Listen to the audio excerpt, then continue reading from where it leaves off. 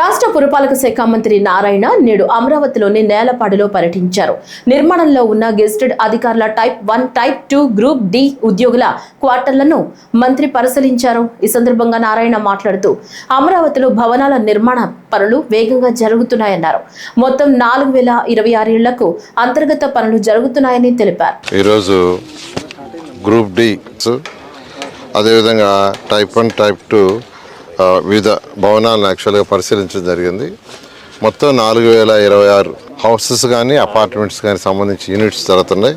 ఇందులో పర్టికులర్గా ఏదైతే ఈరోజు షాప్ నుంచి వాడు చేస్తున్న వర్క్ని పరిశీలించడం జరిగింది. దానికి సంబంధించి ఎంతో వేగవంతంగా వర్క్ జరుగుతుంది. మెయిన్గా పెయింటింగ్ వర్క్స్ కొన్ని బ్లాక్లకు అయితే అయిపోవచ్చింది. ఇంటర్నల్గా ఫ్లోరింగ్ కంప్లీట్ అయిపోయింది.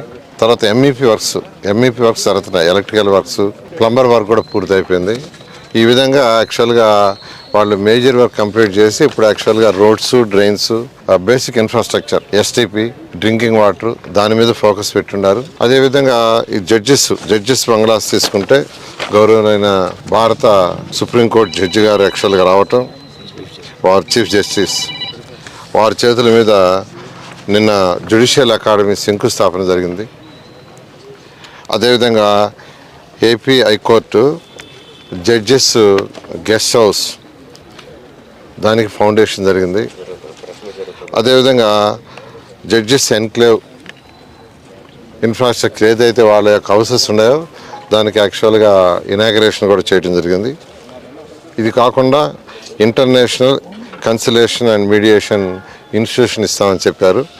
దాని మీద ఇమీడియట్గా సిఆర్డీఏ వర్క్ చేసి ల్యాండ్ ఐడెంటిఫై చేసి వారిచ్చే డైరెక్షన్ ప్రకారం దాని మోడల్ ప్రకారం దాన్ని కూడా టెండర్ పిలవటం జరుగుతుంది. అయితే ఏది ఏమైనప్పటికీ ఈ యొక్క బిల్డింగ్ సర్స్ అన్నీ 2014-19లో స్టార్ట్ చేసినవి. అయితే గత ప్రభుత్వం 3 ముక్కలు ఆటాడి రాజధాని పక్కన పెట్టి రైతులను అనేక ఇబ్బందులు పెట్టి ఇక్కడ ఒక్క వర్క్ కూడా చేయలే. పాపం ఏ కాంట్రాక్టర్లు అయితే ఇక్కడ కాంట్రాక్ట్ చేశారో వాళ్ళ యొక్క కాంట్రాక్ట్స్ క్యాన్సిల్ చేయలేదు, మెటీరియల్ తీసేవానిలేదు. 5 సంవత్సరాలు వాళ్ళ మెటీరియల్ తీసేవానిలా. ఏది బ్యాలెన్స్ మెటీరియల్ ఉంటుంది కదా, సిమెంట్ కావచ్చు, స్టీల్ కావచ్చు, వాటిని తీసేవాని లేదు, క్యాన్సిల్ చేయలేదు. అనేక ఇబ్బందులు పడ్డారు. అయితే ఈ ప్రభుత్వం వచ్చిన తర్వాత టెక్నికల్ కమిటీ అధికారులతో వేసి అనేక దఫాలు డిస్కస్ చేసి ఎటువంటి లీగల్ ఇష్యూస్, కోర్టు ఇష్యూస్ రాకుండా అవన్నీ సాల్వ్ చేసి వాటిని అథారిటీలో పెట్టి క్యాబినెట్లో పెట్టి అప్రూవ్ చేసి తర్వాత మళ్ళా టెండర్లు పిలవటం జరిగింది.